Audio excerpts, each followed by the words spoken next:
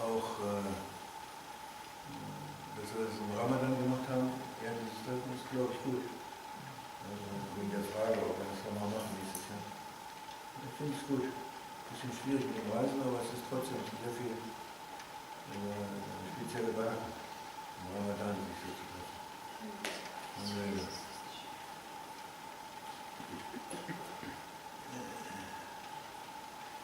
Und der Prophet hat gesagt, sallallahu alaihi wasallam, Adin und Nasiha. Ja, dass der Weg ist Beratschlagen. Im Prinzip. Wenn jemand da ist, der uns Rat geben kann. Ein Beispiel geben kann und uns guten Rat gibt. Und selbst der Prophet sallallahu alaihi wasallam hat sich beratschlagt. Er hat sich mit seinen Gefährten beratschlagt. Und dann hat er entschieden, er musste entscheiden. Und hat sich auch mit seinen Frauen beratschlagt. Ja.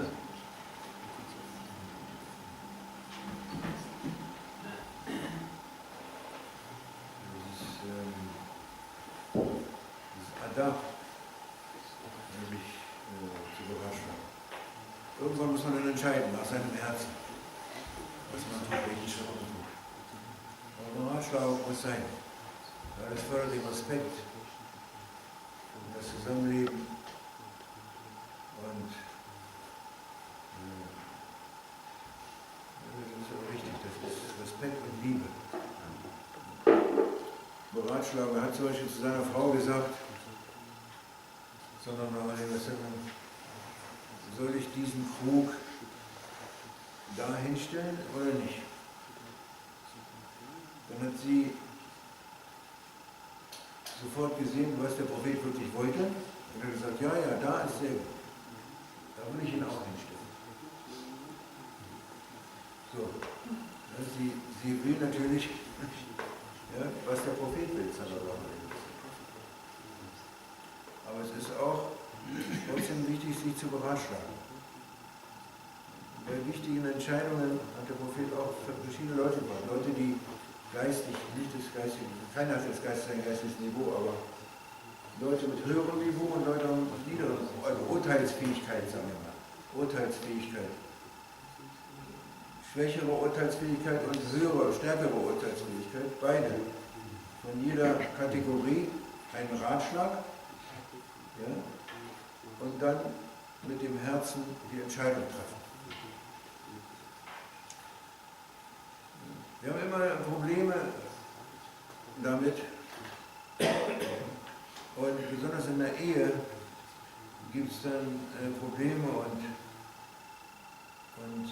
gibt es dann Fragen und Notrufe und dann hängt der Haussegen schief sozusagen, wie man so schön sagt. Und das liegt an solchen Verhaltensweisen am Adab, dass man eben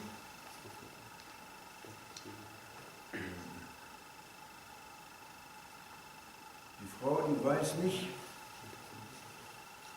meistens, besonders bei uns in unseren Ländern nicht, wie groß der Segen ist, wenn sie ihrem Mann folgt.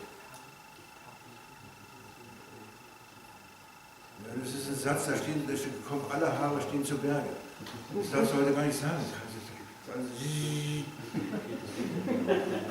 Dem Mann folgen. Oh, das ist der Schlüssel, das darfst du nicht sagen. Die steinigen dich. Da stehen mir ja sogar die Haare. Ja, der Mann. Ja, klar. Das ist ja schon. Ja. Das kann ja keiner mehr ertragen. Wir sind ja auch keine Männer mehr.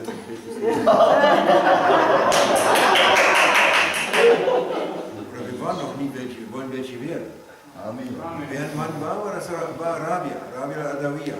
Die hatte die Stufe der Rijalullah. Rijalullah ist ein Makam. Männer Allahs ist ein Makam, ein bestimmter Makam, ein geistiger Makam. Ein Mann ist nämlich der sein Ego getötet hat. Das ist ein Mann. Alles andere sind Kinder. Kinder im Kindergarten, die im Kindergarten spielen. Sonst gar nichts. Ja, Mann ist, der sein Ego kontrolliert. Vorher ist er kein Mann. Und er spielt wie ein Kind. Er ist kindisch, er ist unterworfen seinem kindischen Nafs. Nafs al-Marabisu, Nafs al-Tifli, wie heißt das? Muslima. Zalim. Ja, das kindische Nafs, was ja auch unterdrückt. Das unterdrückt dann an sich selbst und andere. Ja, dem sind wir unterworfen. Ja, wir sind, Maulana sagt, dass die Frau grundsätzlich eine Frau ist ganz anders als der Mann. Er hört nicht auf die Leute, die sagen, Männer und Frauen sind gleich. Das meint jetzt auch. Das ist ja der größte Trick von Shaitan in dieser Zeit, dass er sagt, Mann und Frau sind gleich. Austauschbar. Ja, dieser Wahnsinn, der geht so weit, dass eine Frau in Amerika ihr Recht einklagt für ihre Tochter. Die soll sich jetzt 12, sie muss sich jetzt aussuchen, ob sie ein Mann oder Frau sein will.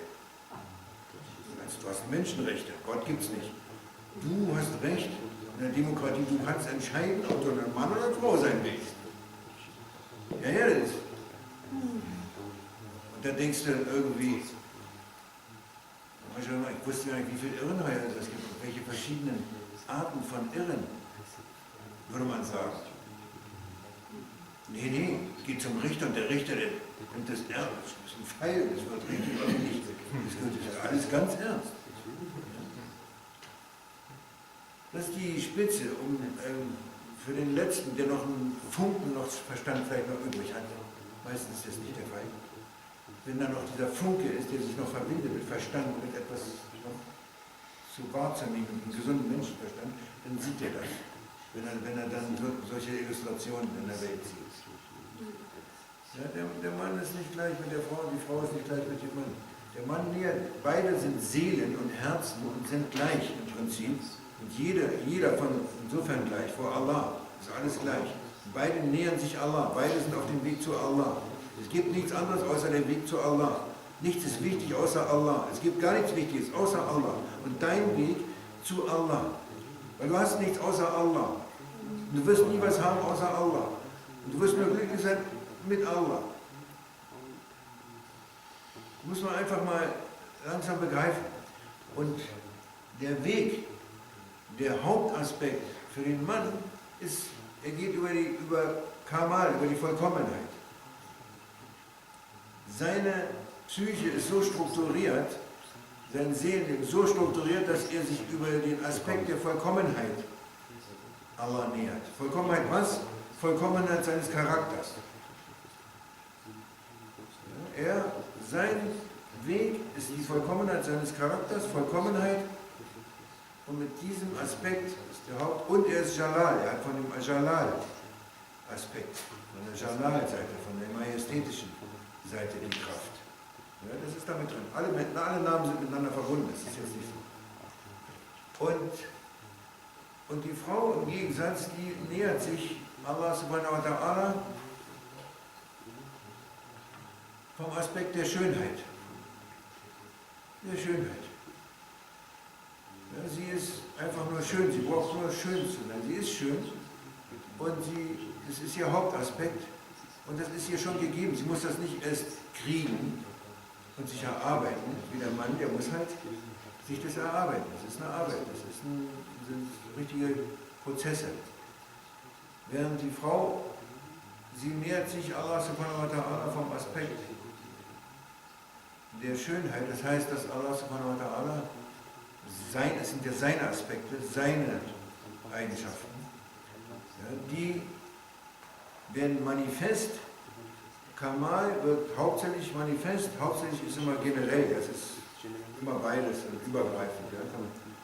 Generell gesagt, manifestiert sich sein göttlicher Name und das Geheimnis seines göttlichen Namens am stärksten und offensichtlichsten Kamal, seine Vollkommenheit, im Mann. Und die Schönheit, der Aspekt seiner Schönheit, Jamal, dieser Aspekt manifestiert sich am perfektesten und am klarsten und am unerreichbarsten von allen Geschöpfen, in der ganzen Schöpfung, in der Frau. Schönheit.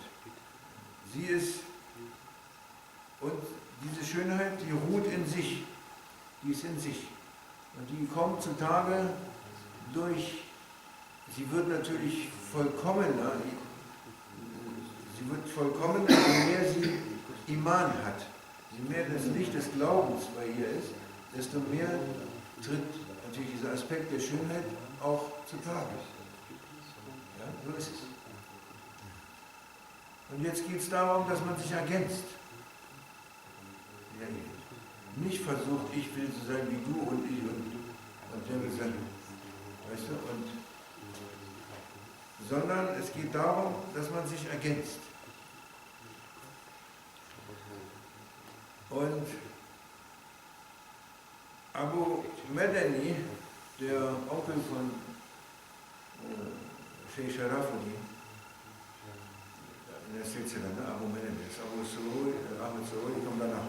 Abu Madani war erst. Der war unheimlich Jalal, den konntest du nicht angucken. Ja, hatte so eine Jalal, eine majestätische Ausstrahlung. Und der hat eines Tages gesagt, saß mit seinem Murid, sagt er, ach, wäre ich doch eine Frau. Und keiner hat irgendwas. Alle. Aber keiner hat gewagt, ihn anzugucken und zu sagen, ey, Sheikh, sag mal. Warum? Oder? Nee. Dann hat er selber gesagt, ihr fragt gar nicht, warum. Weil die ganze Verantwortung für meine Familie und für meine Murids und für die Leute, für die ich halt verantwortlich bin, die ich beratschlagen muss, ja, das ist Sheikh, muss ich die Verantwortung tragen. Die volle Verantwortung.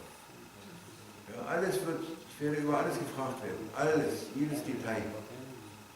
Das ist sehr heavy, sehr, sehr schwer, die Verantwortung zu tragen. Das ist eine Verantwortung. Die Leute sind immer Macht, die wollen Macht. Ja, die streiten um Macht. Die lieben Macht. Das Ego lebt von Macht. Macht ist die Haupteigenschaft des Egos. Ja, und auch die letzte bei einer Reinigung auf dem Weg. Und den Lakshmana lässt nichts übrig und gar nichts, inshallah, von unseren schlechten Eigenschaften. Aber die letzte Eigenschaft, die das Ego verlässt, ist das Machtgefühl, das Gefühl, Macht zu haben. Und dafür lebt es. Das allerletzte. Wenn der Stolz schon weg ist und dies schon weg ist und das und so, dann bleibt zum Schluss übrig die Macht. Aber der Sheikh löst das Problem auch, inshallah.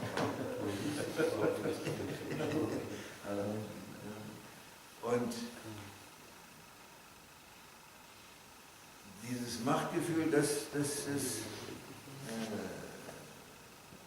was sich am meisten im Egoismus verbreitet und was die Schwierigkeit macht unter den Menschen. Jeder will Macht haben. Wenn du in die Eheprobleme guckst, die meisten Eheprobleme, die haben mit Macht zu tun. Ja, dass jeder will die Macht. Er will die Macht haben. Und sagen, wo es lang geht, will bestimmen. Ja, die Frau hat nicht die Verantwortung. Sie hat nicht die Verantwortung.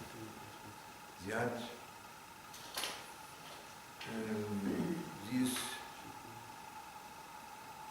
ruht sozusagen in ihrer Schönheit. Ja, sie ist die Erde. Ja, sie ist praktisch die Erde, die Empfangende, die Fruchtbringende, die ist die Erde, die Empfangende. Ja, sie ist die Schönheit. Der Mann ist der Himmel, sagt man immer so. Ja, weil der Himmel, da regnet es und gibt es Wind und gibt es Sonne und so. Ja, der beeinflusst die Erde.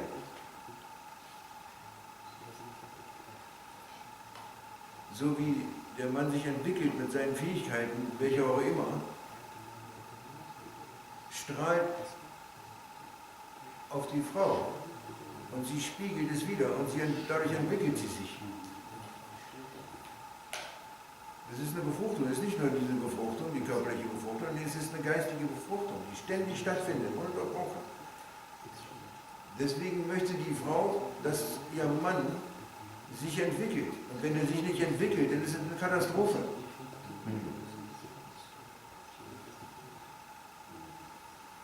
Einerseits soll er vorgehen und sie soll ihm folgen. Und das ist sehr gut für sie, wenn sie der Schatten des Mannes ist.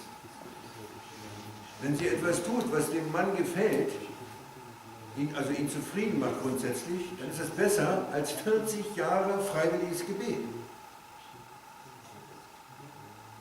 Eine Handlung. Wenn eine Frau eine Handlung macht, um ihren Mann mit der Absicht, ihren Mann zufriedenzustellen, ganz einfach, dann ist das besser als 40 Jahre freiwilliges Gebet. Sadaka Maulana Sheikh Nazim und Großscheich Abdullah Faiz Dagestani. Darüber muss man mal meditieren. Und so geht es halt. Ja, über das Herz, ja, über die Vollkommenheit des Mannes erblüht die Frau in ihrer Schönheit. Wenn der Mann seinem Scheich nicht folgt und nur seinem Nafs folgt, dann ist sie alleingelassen. Im Prinzip. Was soll sie tun? Dann geht sie vor und der Mann hinterher. Und alles ist in Schieflage. Ja, so eine Verantwortung haben wir. Wir haben diese Verantwortung. Deswegen wirst nur du gefragt als Mann. Wenn wir sterben, was ist mit deinen Kindern? Was ist mit deiner Frau? Was hast du da gemacht? Was hast du da gemacht? Wie viel Geld hast du ausgegeben? Warum hast du es ausgegeben? Wie viel? 5 Cent? Warum? Für was?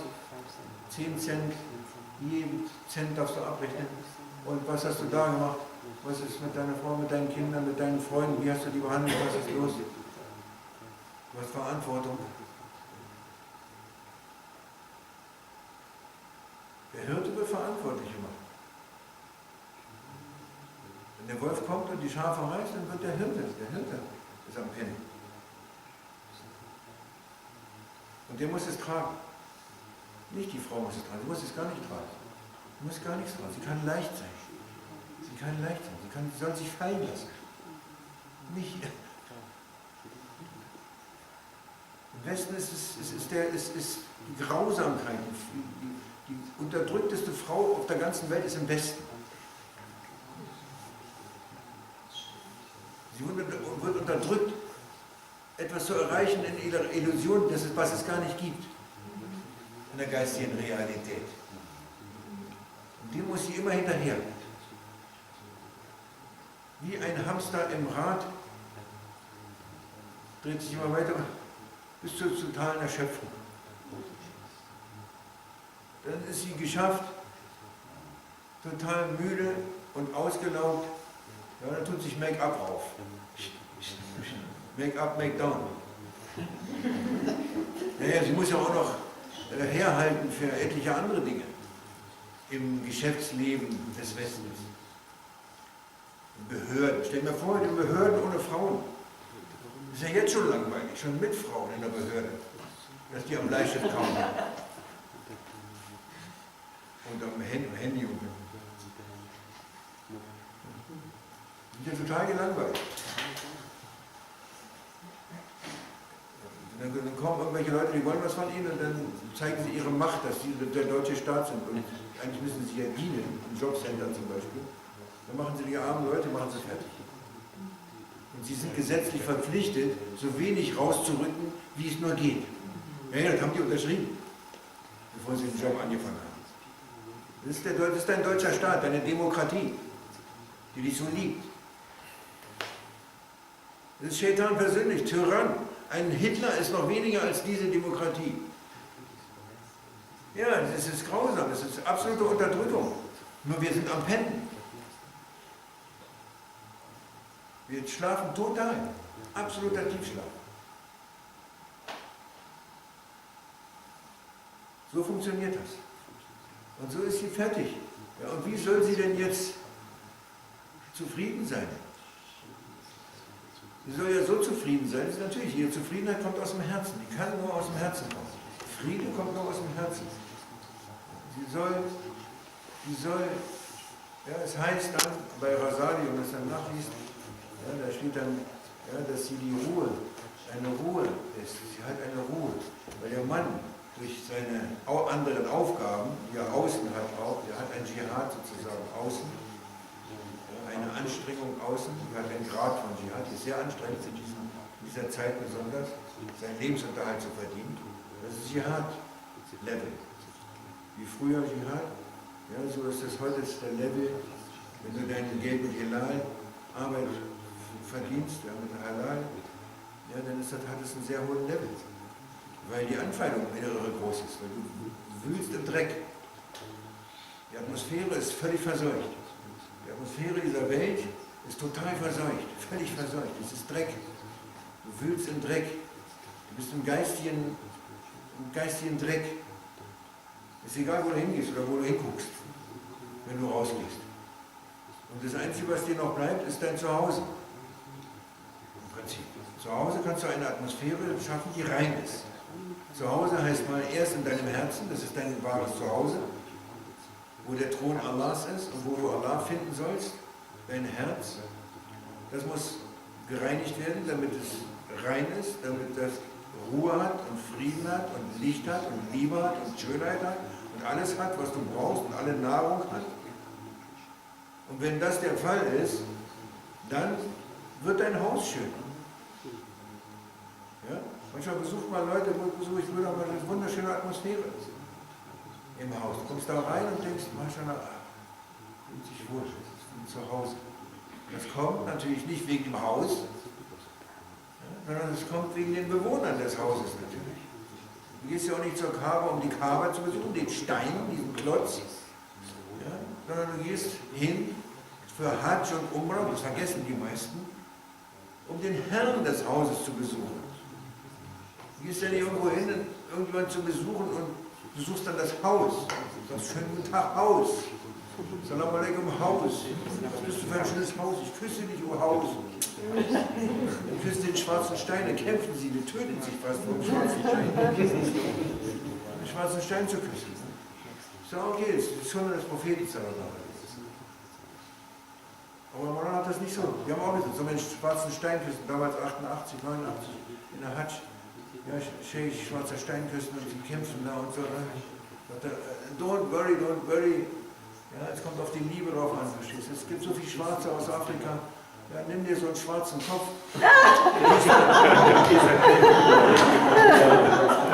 Mach den Tawaf, verstehst du? Ja, wenn du nicht an schwarzen Stein rankommst, dann denkst du. Da kommt das Wort Negerkuss. Das ist Diskriminierung. Musst du löschen. Kannst du schneiden? Das ist alles hier, das ist die halbe Suppe, musst du löschen.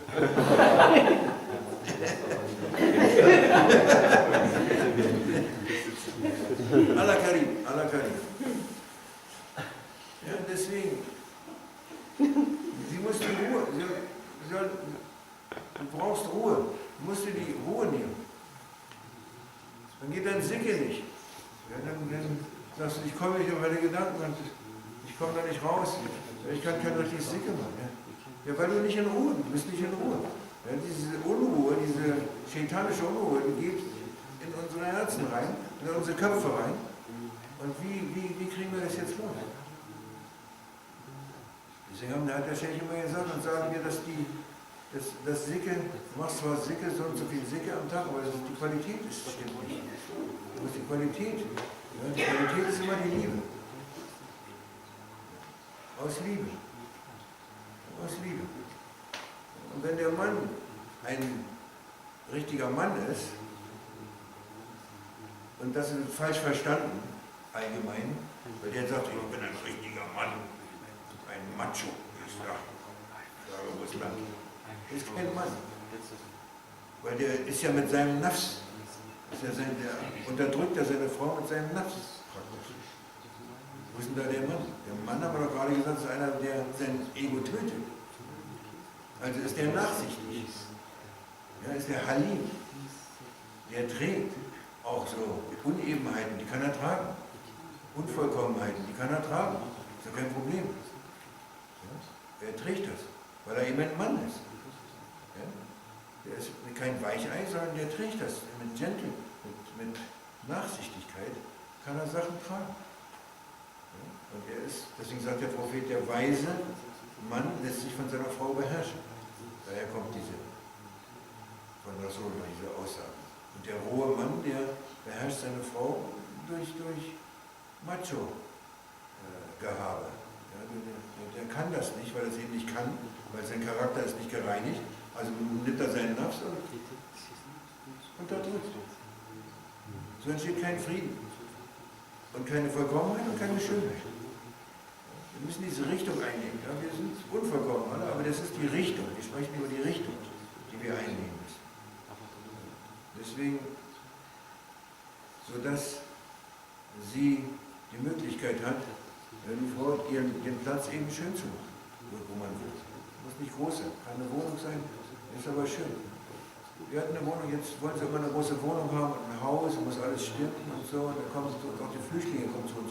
Wir haben nur ein Zimmer und so. Ich habe immer noch die Waschmaschine nicht, die haben mir schon versprochen. Und läuft alles. Da sagte, wir waren auch in Damaskus damals, ja, und wir hatten ein Zimmer.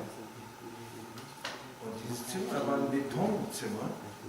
Das war so groß wie dieser Teppich hier auf dem, sagen wir mal, bis auf das Schakul.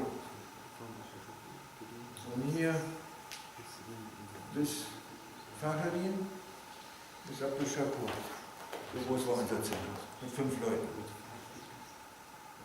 Da gab es keine Betten, oder wir wollten ein Bett hinstellen, für ein Bett. Da haben wir die Sachen, unsere Steppdecken aufgerollt am Tag und nachts wurden die ausgerollt und dann haben wir uns drauf. Dann rollten wir noch runter, weil jetzt war auch noch alles schräg. Mit den Kindern. Das war die beste Zeit. Das war meine beste Zeit. Wenn du am wenigsten hast, ist deine beste Zeit. Denn es war wunderschön. Die Karima, verstehst du, die hat das alles, das war wunderschön, das war Paradies. Dieser kleine winzige Raum mit Fenster, war so eine Schießscharte oben. Ungefähr so breit, aber da kannst du über ganz Damaskus gucken. Und Jabal-Kassi. Konntest du alles. So war das. Und das Wasser musste man so aus der Moschee holen. Und so weiter. Ein Kocher war so ein kleiner Gaskocher an der Ecke, den man konnte da. War die beste Zeit.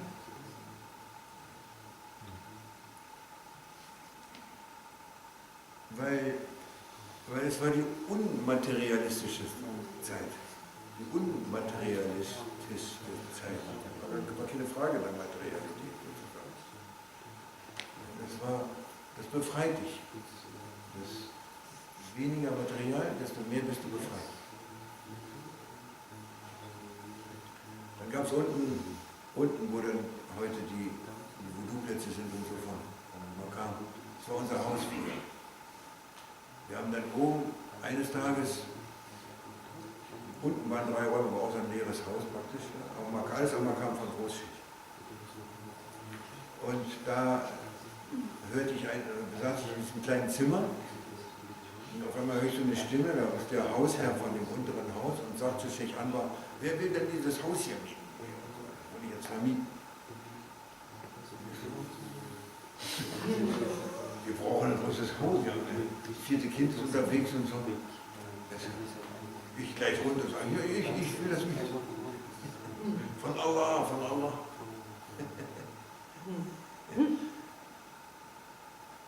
Gesagt, getan, wir haben den Mann aber gerade nicht da. Der war immer 14 Tage da und 14 Tage nicht da. Der hat ja keine Ikama, hatte keinen Status. Weder Professor noch Doktor noch irgendwelche anderen Zertifikate, auch nicht mal eine Aufenthaltsgenehmigung für Damaskus. Er musste immer alle 14 Tage nach Libanon und dann wieder reinreisen. Der war gerade in Libanon. Aber ich habe gedacht, das ist das Geschenk von Allah. Wir haben dann dieses Haus genommen und so einen Vertrag unterschrieben. Als Manana dann kam, wie gesagt, guck mal an, wir haben hier dieses Haus jetzt. Haus?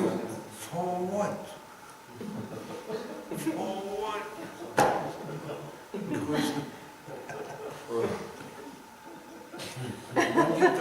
Probleme seit dem Tag.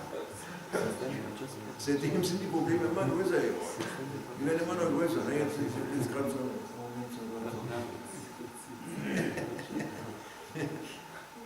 Sheikh Mustafa hat immer gesagt, früher, je größer das Dach, desto größer das Ach.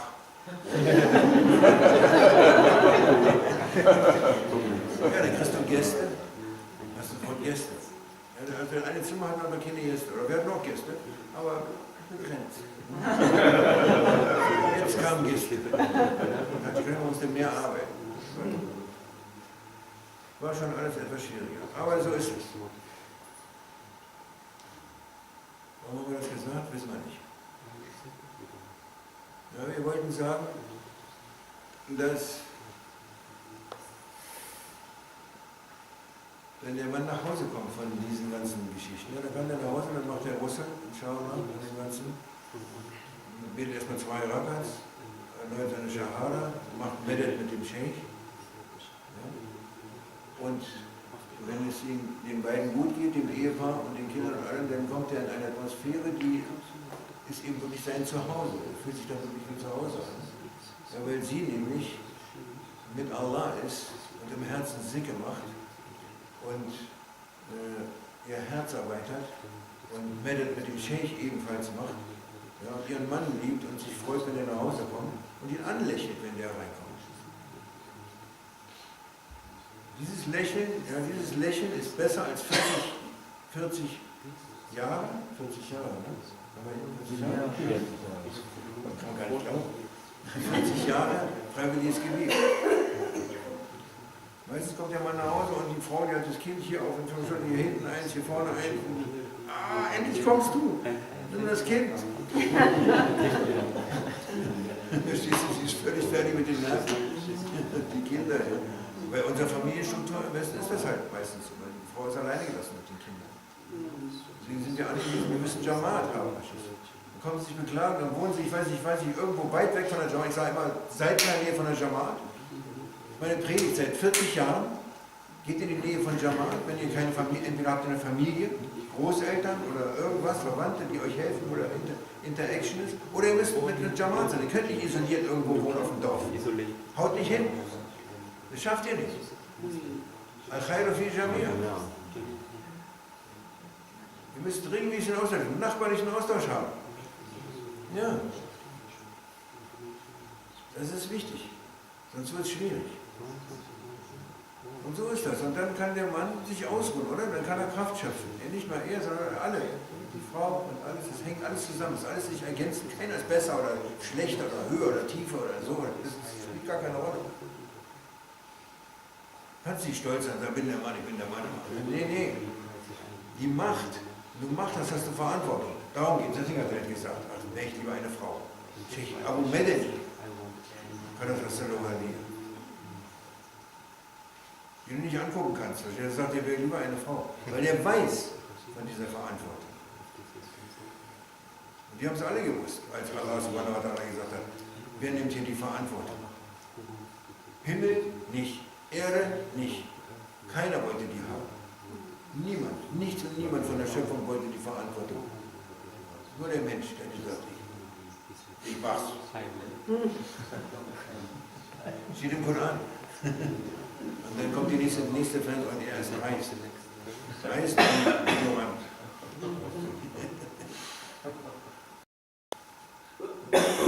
Ja, warum? Das ist natürlich auch mit Weisheit. Das ist natürlich auch nicht aus Blödheit. Weil er weiß, was er dafür kriegt. Der weiß um die Liebe, um die intime Liebe mit Allah subhanahu wa ta'ala, was Allah ihm gibt.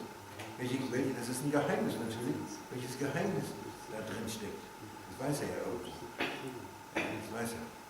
Allah hat ihm das Wissen gegeben. Das ist in ihm drin, weil er es gesagt hat. Obwohl er weiß, um das Blutvergießen und das, was jetzt alles passiert. Dieses absolut unaussprechlich Schlimme und Grausame, was jetzt alles passiert. Weiß er, wusste er. Trotzdem. Ist nicht leicht. Ist nicht leicht. Aber zu Hause muss es leicht sein. Du hast einen Ort, ja, wo du durchleuchtest. Dieser Ort ist natürlich dein Herz als erstes, aber es ist dann, was dein Herz ausstrahlt, das sind deine vier Wände, also deine Privatsphäre sozusagen. Und da muss es gut sein, sodass du Kraft schöpfst. Du kannst am nächsten Tag ja, wieder rausziehen ja, und dein Bestes tun für Allah und für den Propheten und für deine Familie und für die Umma, für die Ehre der Umma und für die Ehre vom Propheten Mohammed. Deswegen soll die Frau, die soll sich zurücklehnen, die soll zufrieden sein und Rabita machen. Und dann sagen sie, wie geht Rabita? Ihr Kind kann keine Rabita machen. Ja, weil es immer weiter tickt. Ja, wenn man es nicht mehr abstellen kann. Das ist das Sicke da. Das ist es, machst du Sicke. Ja, und wenn das nicht klappt, dann konzentriere dich auf deinen Atem. Dein Einatmen und dein Ausatmen. Auf dein Einatmen sagst du so und so lange, wie dein Atem lang ist. Allah, Allah, Allah, Allah, Allah, Allah, Allah, Allah, Allah, Allah, Allah, Allah. Du kannst nichts mehr sagen, dann denkst du weiter, wartest ein bisschen und dann atmest du aus.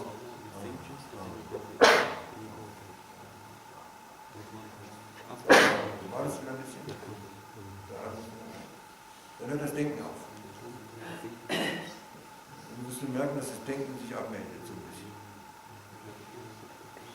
Und das Ganze musst du mit meditieren. Du sagst vorher meditieren. Du bist auch nicht, du kannst es sowieso nicht herstellen, du kannst es gar nicht. Du sollst ja auch dreimal Kul Huwallahu Ahad lesen und eine Fatiha für den Scheich und dann sagen, Medit ya Sayyid. Medit kommt ja von dir. Ja, ich beabsichtige, Rabita mit dir zu haben, O Scheich. Meine Absicht ist, mein Herz zu dir, zu deinem Herzen zu sein. Ich habe keinen Anspruch, gar nicht, ich will einfach nur neben dir sitzen. So wie es auch im Leben war, körperlich im Leben. Wir wollten nichts vom Scheich. Wir waren zufrieden, wenn wir eben neben ihm gesessen haben. Oder? Ja, wenn wir neben ihm gesessen haben, war alles gut. Mehr wollten wir nicht. Und das höchste Erlebnis unserer Leben, das Highlight unseres Lebens, das absolut höchste, war mit ihm am Tisch zu essen. Es war mehr geht nicht im Leben. Das Essen war auch das Erste, was er uns gelehrt hat, wie man richtig isst. Weil die zweite Lesson sind wir nicht gekommen. Aber die erste, wir arbeiten daran. Ihr schon, ja, Maschallah. Ich bin nur beim Essen. Wenn du beim Scheich sitzt, ist gut. Ja, benutzt deine Vorstellung. Hast du noch nie mit dem Scheich gesessen? Kannst du dich erinnern? Hast du mal mit dem Scheich gesessen irgendwas? Kannst du dich an das Gefühl erinnern? Der ist immer noch da. Stell dir vor. Noch stärker als vorher. In seiner Präsenz, in seiner Verfügbarkeit, in seiner Power. Ungebrochen, von keiner Form, da es keine Form mehr ist. Direkt.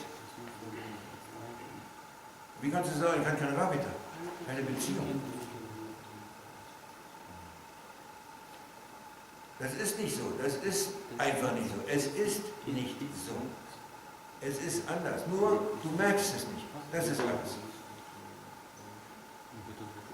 Du merkst es nicht. Wenn du im Kopf bist und du hast eine Erwartung, Rabita muss jetzt so sein, dann musst du nicht so und dann so und dann musst du ich muss dann irgendwie so meine Vorstellung, wie das dann. Nee, lass deine Vorstellung. Lieb ihn einfach, wie deine Liebe kommt. Egal. Dafür kannst du die Vorstellung gebrauchen. Deine Erinnerungen, wie das ist, mit dem Scheich zu sein. Und deine Liebe. Dann kommt deine Liebe. Und in dieser Liebe machst du Sicke. Allah. Der hilft dir. Du fühlst es vielleicht nicht, aber er ist bei dir. Allah ist bei dir, oder? Allah ist bei dir. Wir fühlen es ja nicht. Du weißt doch nicht mal, dass du geliebt wirst. Du denkst, du wirst nicht geliebt. Was für ein Wahnsinn. Das ist aber der Liebesentzug, der die Krankheiten macht. Oder dass man denkt, man wird nicht geliebt. Natürlich, der Mensch liebt dich nicht. Die menschliche Liebe ist unvollkommen. Das haut nicht hin. Der verlässt dich irgendwann. Oder er wird egoistisch. Heute liebt er dich, morgen hasst er dich. Heute respektiert er dich, morgen gibt er dir einen Tritt. Heute hilfst du ihm, morgen, also von dem, da kannst du ganz sicher sein, dem du hilfst, der gibt dir den Dritten in den Allerwertesten. Das ist eine Regel. Und so weiter. Da kannst du dich drauf verlassen. Das sind menschliche Unvollkommenheiten. Die Liebe gehört dazu. Die kann stark sein und auch emotional und die verliebt sein. Natürlich ist natürlich Maschallah wunderbar. Aber das hört dann wieder auf. Und 2 Jahre später kommen die zu mir und wollen sich scheiden lassen. Und erst ist die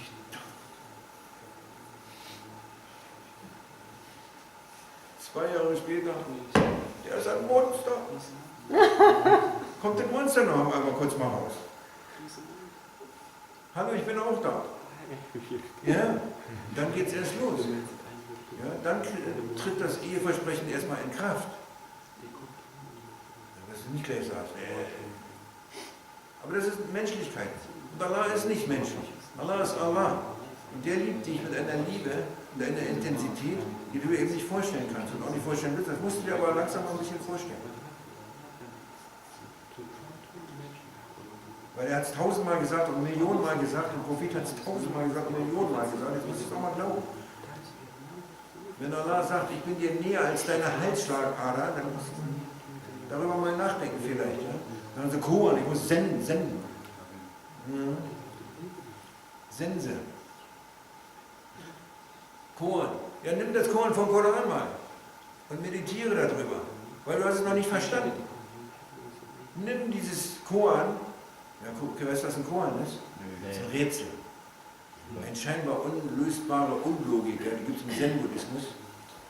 Ja, die gibt dir der Meister und da musst du drüber meditieren. Ja, solange bis der ein Licht aufjagen ist. Und wenn dir ein Licht aufjagen ist, dann hat er aber den Meister eine Ohrfeige gehauen. Ja, das ist eine andere, also das darfst du nicht machen. Mach das nicht nach.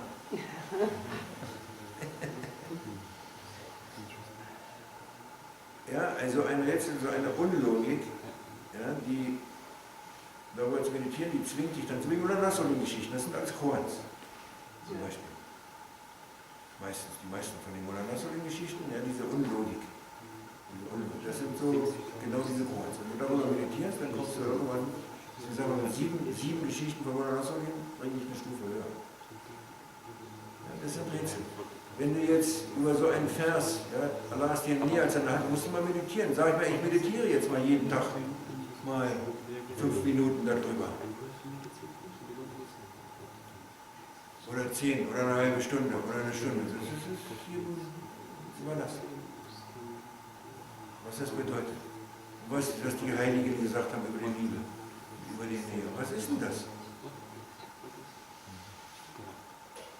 Bin ich davon ausgeschlossen? Du bist ausgeschlossen, wenn du dich selber ausschließt. Wenn Shaitan, die Stimme Shaitans und das Ego es schafft, dich auszuschließen, dich zu überzeugen mit seiner Illusion, mit seiner Nicht-Existenz eigentlich. Ja, mit seiner Nicht-Existenz überzeugt er dich, dass du ausgeschlossen bist. Nee, du nicht. Von einer Wesenheit, die keine Existenz hat, keine reale Existenz. Eine reine Illusion, die dir irgendwie Signale schickt, die nicht real sind. Da sagst du ja, bin ausgeschlossen. Du bist nicht ausgeschlossen. Allah schließt niemanden aus. Überhaupt gar keinen. Die Liebe Allahs ist überall. Auf jeden und auf alles. In einer Intensität, die wir uns gar nicht vorstellen. Und das ist eine Liebe, die nicht morgen sagt, ja, heute liebe ich dich und morgen hasse ich dich. Sondern das ist eine Liebe, die ist erstens vollkommen, ja, unglaublich intensiv, die kannst du gar nicht tragen, du kannst nur ein Millionstel davon überhaupt ertragen. Und die hört nie auf. Plus, die wird immer besser jeden Tag. Das ist ein Zeichen dieser Liebe. Dass sie nie gleich bleibt, sondern immer mehr wird. Ja, und die Frische dieser Liebe, Und diese Erneuerung dieser Liebe, die ist in Ewigkeit. Es geht immer weiter, immer besser, immer weiter, ohne Ende. Es ist ohne Ende. Das ist ein Zeichen. Und da will jeder hin, jede Seele will da hin. Du willst nicht enttäuscht werden, ewig enttäuscht werden. Dann hast du geliebt, dann stirbt, dann liegt na klar, dann lieben die sich so, aber schließlich geht einer. Vielleicht stirbt er einfach. Und dann ist auch die Trennung von dieser menschlichen Liebe dann. Wenn dann die Liebe in die geistige Form aufgestiegen ist, in göttliche Liebe aufgestiegen ist, wohl dem und wohl den beiden. Das ist die Bedeutung, dass die nicht nur verheiratet sind, wenn sie das Eheversprechen, wie du sagst, in diesseits und in hereafter. In diesseits und in jenseits seid ihr zusammen, oder? Ja, weil das nicht aufhört. Ja, weil das nicht aufhört, weil die Liebe immer weiter. Und keiner, der mal drüben war, will wieder zurück auf dieses Jammertal. Nee. Nur unter Zwang. Oder glaubst du, dass der Prophet gesagt hat, weil ich bin mit dir und ein Stück bevor du stirbst, ich habe nichts mehr. Dass er dann da irgendwie, aber eigentlich wollte ich nochmal gucken. Nee, nicht. Er hat gesagt, ich nehme deinen Tod an. Und jetzt schicke ich dich zurück. Als Diener, du dienst meinen Dienern. Ja, so sind die Heiligen gestorben. Sie sind tatsächlich gestorben. Die haben auch keine Absicht zurückzukommen. Aber sie sind zurückgeschickt worden. Das ist nicht deine Zeit. Diene meinen Dienern. Moulana wollte auch mal sterben, als sein Scheich gestorben ist. Und seine Absicht war, er hat auch um Erlaubnis gefragt, bevor der Großscheich ging, wenn du stirbst, dann gib mir Erlaubnis, ich gehe nach Medina, setze mich ans Grab des Propheten und warte da, warte da auf meinen Tod. Mehr will ich nicht. Und er hat seinen Scheich nach Erlaubnis gefragt. Der Großscheich hat gesagt, ist nicht. England. Zu den Irren.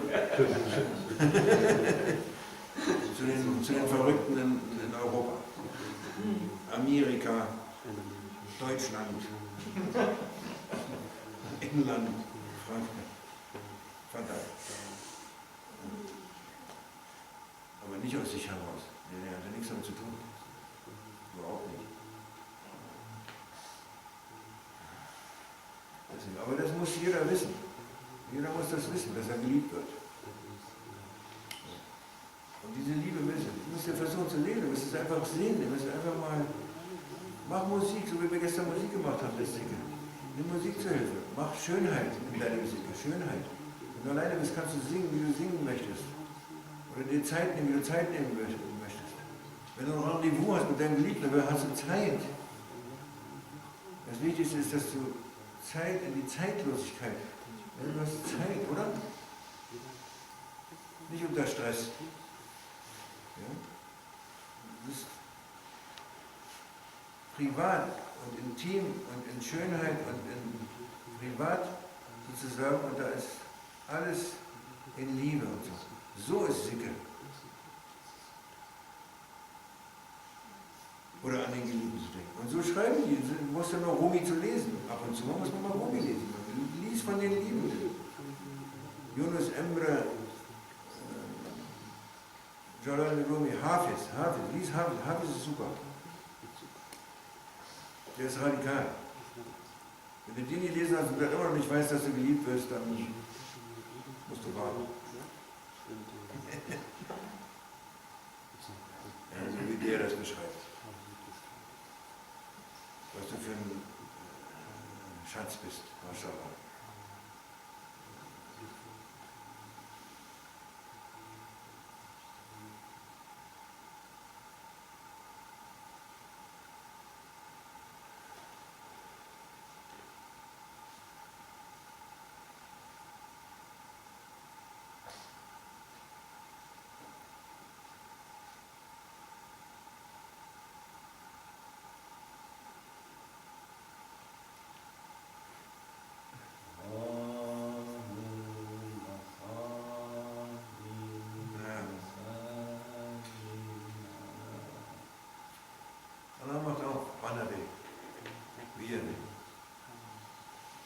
Ganz ruhig sein.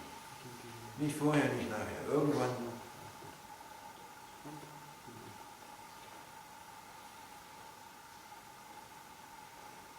Das ist geschrieben. Aber ihr müsst es wissen, es ist nicht gut. Es ist nicht gut und auch nicht erlaubt, in Depression zu sein. Ihr seid Gläubige, ihr seid Schüler Monanas. Das kann nicht sein. Es kann nicht sein, dass wir in Depression sind.